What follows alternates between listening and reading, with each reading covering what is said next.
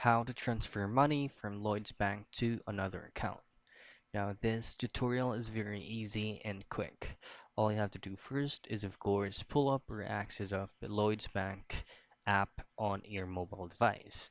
Now, once you pull it up, you'll have to make sure that you logged into your account. Or you could also do it if you're using a laptop or PC. It's actually the same method.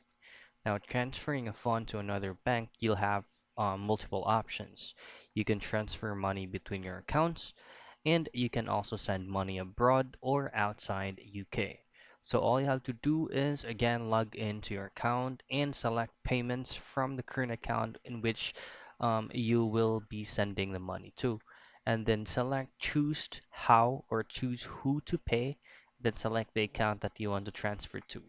Enter the amount and then double check on all the details that you key in and then just select confirm. So that's it. That's how easy and quick you can transfer money from Lloyds Bank to another account.